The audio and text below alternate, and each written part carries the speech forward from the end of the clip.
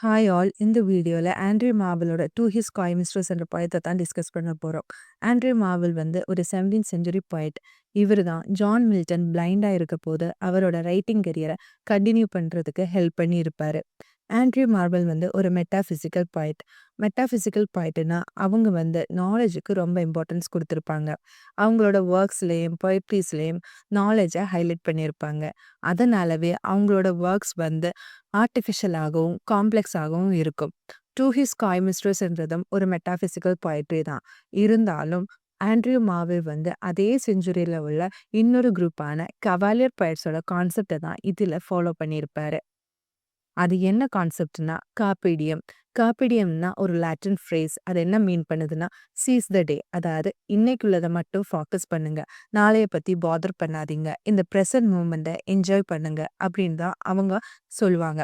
அதே கான்செப்ட் தான் Andrew Marvel இந்த ஒர்க்லேயும் ஃபோக்கஸ் பண்ணியிருப்பாரு. இந்த போயம் வந்து 1650ஸ்ல எழுதியிருப்பாரு. ஆண்ட்ரூ மார்வலோட ஒர்க்ஸோட ஸ்பெஷாலிட்டி என்னன்னா, அவர் வாழ்ந்தபோது அந்த ஒர்க்ஸ் எதுவுமே பாப்புலர் ஆகல. எல்லா ஒர்க்ஸுமே போஸ்துமஸா தான் பாப்புலர் ஆயிருக்கும். அது மாதிரி தான் இந்த ஒர்க்கும். இது 1650ஸ்ல எழுதியிருந்தாலுமே இது வந்து பப்ளிஷ் ஆனது 1680ஸ்ல தான். இது வந்து ஒரு 46 லைன் போயம். இந்த டைட்டில்ல காய் என்ற டேர்ம் எதை மீன் பண்ணுதுன்னா, அந்த மிஸ்ட்ரஸோட ஷைனஸை மீன் பண்ணுது. இந்த போயம் வந்து ஒரு ட்ராமாட்டிக் மொனோலாக். ட்ராமாட்டிக் மொனோலாக் என்னன்னா, ஒரு ஸ்பீக்கர் இருப்பாரு. அந்த ஸ்பீக்கர் வந்து அன்னோனான ஒரு லிசனர் கிட்ட பேசுறது மாதிரி தான் எழுதியிருப்பாங்க. இதுல வந்து போயட் தான் ஸ்பீக்கர். இவர் வந்து அன்னோனான இவரோட லவ்வர் கிட்ட பேசுறது மாதிரி தான் இந்த போயம் வந்து இருக்கும். இந்த போயம் வந்து ஒரு ஆர்குமெண்ட் மாதிரி தான் எழுதியிருப்பாரு. இதுல அவரோட அந்த ஷையான லவ்வர் கிட்ட அட்ரஸ் பண்றது மாதிரி எழுதியிருப்பாரு. ஸ்பீக்கர் அவரோட லவ்வர் கிட்ட என்ன சொல்றாருன்னா, லைஃப்ல டெத் வந்து நம்மள ரீச் ஆகுறதுக்கு முன்னாடி நம்ம வந்து இந்த லைஃபோட ப்ளஷர்ஸை என்ஜாய் பண்ணலாம் அப்படின்னு சொல்லிட்டு இன்வைட் பண்றது மாதிரி தான் எழுதியிருப்பாங்க. இந்த பொ இந்த பொயத்தை வந்து 3 செக்ஷனா டிவைட் பண்ணலாம். ஃபர்ஸ்ட் செக்ஷன்ல ஸ்பீக்கர் வந்து டைம் வந்து இட்டர்னலா இருந்துச்சுன்னா, நெவர் எண்டிங்கா இருந்துச்சுன்னா, அவங்க எப்படி அந்த டைமை ஸ்பெண்ட் பண்ணுவாங்கன்னு இமேஜின் பண்றாரு. அப்படி டைம் வந்து நெவர் எண்டிங்கா இருந்துச்சுன்னா, இவங்களுக்கு நிறைய டைம் டுகெதரா இருக்க முடியும் அப்படின்னு சொல்லிட்டு நினைக்கிறாரு. அப்படி டைம் நெவர் எண்டிங்கா இருந்துச்சுன்னா, நீ வந்து உன்னோட ஷைனஸ அவாய்ட் பண்ணணும்னு சொல்லிட்டு மிஸ்ட்ரஸ் கிட்ட சொல்றாரு. அப்போதான் இவங்களால ஹாப்பியாக அந்த டைம ஸ்பெண்ட் பண்ண முடியும்னு சொல்லிட்டு ஃபீல் பண்றாரு. ஆனா, இப்ப வந்து ஸ்பீக்கருக்கு இவங்களுக்குள்ளாடி ஒரு டிஸ்டன்ஸ் இருக்கிற மாதிரி ஃபீல் ஆகுது. அந்த டிஸ்டன்ஸ எப்படி சிம்பலிக்கா சொல்றாருன்னா, ஸ்பீக்கர் வந்து இங்கிலாந்துல உள்ள ரிவர் ஹாம்பர் சைடுல இருந்து பொயத்த எழுதுறது மாதிரியும், ஆனா இவங்களோட மிஸ்ட்ரஸ் வந்து இந்தியாவுல உள்ள கேஞ்சஸ் ரிவர் சைட்ல இருந்து ரூபீஸை சர்ச் பண்றது மாதிரியும் இருக்கு. அவ்வளோ டிஸ்டன்ஸ் அவங்களுக்குள்ளாடி இருக்குன்னு சொல்லிட்டு ஸ்பீக்கர் வந்து ஃபீல் பண்றாரு. நெக்ஸ்ட் ஸ்பீக்கர் வந்து தன்னோட லவ் எப்போ வந்து ஸ்டார்ட் ஆயிடுச்சு அப்படின்னு சொல்லிட்டு சொல்றாரு. தனக்கு மிஸ்ட்ரஸ் கிட்ட உள்ள லவ் வந்து இப்போ ஸ்டார்ட் ஆனது கிடையாது. அது நியூலி பட்டட் கிடையாது. அது காலங்களுக்கு முன்னாடியே ஸ்டார்ட் ஆச்சு அப்படின்னு சொல்லிட்டு சொல்றாரு. பைபிள்ல நோவோட டைம் பீரியட்ல ஒரு பெரிய ஃப்ளட் வந்து தாக்குறது மாதிரி சொல்லியிருப்பாங்க. அந்த ஃப்ளட்டுக்கு முன்னாடியே 10 இயர்ஸுக்கு முன்னாடியே தன்னோட லவ் வந்து ஸ்டார்ட் ஆச்சு அப்படின்னு சொல்லிட்டு சொல்றாரு. அந்த லவ் வந்து நீ வந்து இப்போ டினே பண்ணலாம். மிஸ்ட்ரஸ் வந்து டினே பண்ணலாம். ஆனா, இந்த வேர்ல்டோட எண்ட் வரைக்கும் டினே பண்ணலாம். ஆனா, தன்னோட லவ் வந்து க்ரோ ஆயிட்டே தான் இருக்கும். அது இன்க்ரீஸ் ஆகுறதே தவிர டிக்ரீஸ் ஆகாது அப்படின்னு சொல்லிட்டு ஃபீல் பண்றாரு.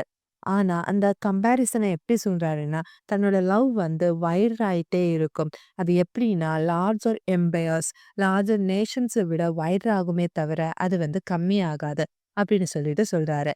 நெக்ஸ்ட் ஸ்பீக்கர் வந்து தன்னோட மிஸ்ட்ரஸோட பாடி பார்ட்ஸை ப்ரேஸ் பண்றதுக்கு, அதாவது அந்த மிஸ்ட்ரஸோட ஐஸ் அண்ட் ஷைனிங் ஆன ஃபோர்ஹெட்டை ப்ரேஸ் பண்றதுக்கு அவருக்கு 100 இயர்ஸ் எடுக்கும் அப்படின்னு சொல்லிட்டு ஃபீல் பண்றாரு. அந்த மிஸ்ட்ரஸோட பிரெஸ்ட்டை பத்தி ப்ரேஸ் பண்றதுக்கு 200 இயர்ஸ் எடுக்கும்னு ஃபீல் பண்றாரு. நெக்ஸ்ட் அந்த மிஸ்ட்ரஸோட மத்த பாடி பார்ட்ஸ் ரிமைனிங் பாடி பார்ட்ஸை ப்ரேஸ் பண்றதுக்கு 30,000 இயர்ஸ் எடுக்கும்னு சொல்லிட்டு ஃபீல் பண்றாரு. இதுல எல்லாம் லாஸ்ட்ல தான் அந்த மிஸ்ட்ரஸோட ஹார்ட்ட பத்தி பொயட் வந்து பேசுறாரு. அதாவது ஸ்பீக்கர் வந்து மிஸ்ட்ரஸோட பிசிக்கல் அப்பியரன்ஸுக்கு ரொம்ப இம்பார்ட்டன்ஸ் கொடுக்குற மாதிரி ஃபீல் ஆகுது. தன்னோட மிஸ்ட்ரஸ் வந்து இந்த பிரைசிங்க்கு டிசர்வ்ட் அப்படின்னு சொல்லிட்டு பொயட் ஸ்பீக்கர் வந்து ஃபீல் பண்றாரு. செகண்ட் செக்ஷன்ல பொயட் வந்து ஸ்பீக்கர் வந்து நெவர் எண்டிங் டைமை பத்தி தான் பேசியிருப்பாரு. ஆனா செகண்ட் செக்ஷன்ல லிமிட்டேஷன் ரியாலிட்டி ஆஃப் டைமை பத்தி தான் பேசியிருப்பாரு. அதாவது டைம் வந்து யாருக்காகவும் எதுக்காகவும் ஸ்டாப் ஆகாது. அது அதோட விங்டு சேரியட்ல மூவ் ஆயிட்டே இருக்கும். அதனாலவே ஒரு பர்சனோட டெத் வந்து அவங்கள சீக்கிரம் ரீச் ஆயிடும் அப்படின்னு சொல்றாரு. அதனாலவே தன்னோட மிஸ்ட்ரஸ் கிட்ட என்ன சொல்றாருன்னா, டெத் வந்து உன்னை ரீச் ஆச்சுன்னா உன்னோட பியூட்டி எல்லாமே மீனிங்லெஸ்ஸா போயிடும். உன்னோட கிரேவ் வந்து உன்னோட வெர்ச்சுஸையும் டிசையர்ஸையும் வெர்ஜினிட்டியையும் கன்சியூம் பண்ணிடும்.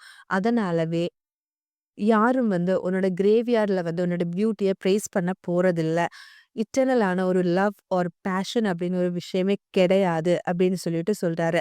இது வந்து மெட்டாபிசிக்கல் பொயட்டான ஜான் டன்னோட கான்செப்ட்ஸ கான்ட்ராஸ்ட் பண்றது மாதிரி தான் இருக்கும். என்னன்னா, ஜான் டன் வந்து லவ் வந்து இட்டர்னல், பிசிக்கல் எக்ஸிஸ்டன்ஸ் அப்படின்னு ஒரு விஷயம் மேட்டரே கிடையாது அப்படின்னு சொல்றாரு. ஆனா ஆண்ட்ரூ மார்வெல் என்ன சொல்றாருன்னா, லவ் வந்து இட்டர்னல் கிடையாது. பிசிக்கல் எக்ஸிஸ்டன்ஸ் தான் இம்பார்ட்டன்ட். ஒரு பெர்சன் வந்து பிசிக்கலி எக்ஸிஸ்ட் ஆகலன்னா, அங்க வந்து லவ்வே இருக்காது அப்படின்னு சொல்லிட்டு சொல்றாரு.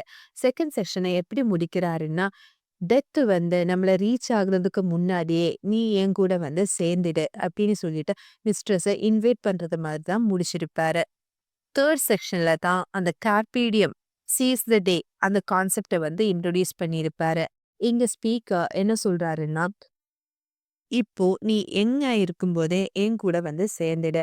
நம்மளோட யங்னாலயும், எனர்ஜினாலயும், ப்ளஷர்னாலயும் இந்த டைமோட லிமிட்டேஷன்ஸ நம்ம பிரேக் பண்ணிடலாம் அப்படின்னு சொல்லிட்டு சொல்றாரு. அது மட்டும் இல்ல, டைம் வந்துட்டு மூவ் ஆயிட்டே இருக்கு. அத வந்து யாராலயும் ஸ்டாப் பண்ணவோ, கண்ட்ரோல் பண்ணவோ முடியாது. அதனாலவே தங்களோட பேஷனால அந்த டைமோட லிமிட்டேஷன்ஸ பிரேக் பண்ணி, அத மேக்ஸிமம் நம்மளால யூஸ்ஃபுல்லா ஆக்க முடியும் அப்படின்னு சொல்லிட்டு ஸ்பீக்கர் வந்து மிஸ்ட்ரஸ் கிட்ட சொல்றாரு. இதோட பொயத்த எண்ட் பண்றாரு. இந்த பொயத்துல நெறைய ஹைப்பர்போல், இமேஜரி, அது மாதிரி கம்பேரிசன் இந்த மாதிரி மெட்டாபிசிக்கல் ஃபீச்சர்ஸ் நெறைய ஆண்ட்ரூ மார்வெல் யூஸ் பண்ணியிருப்பாரு. அதனாலவே லைஃப்ல வர இ ஜாய்ஃபுல்லான மூமெண்ட்ஸ என்ஜாய் பண்ணுங்க. டைம் வந்து சீக்கிரம் மூவ் ஆயி போயிடும் அப்படின்னு சொல்லிட்டு ஸ்பீக்கர் சொல்லி முடிக்கிறாரு.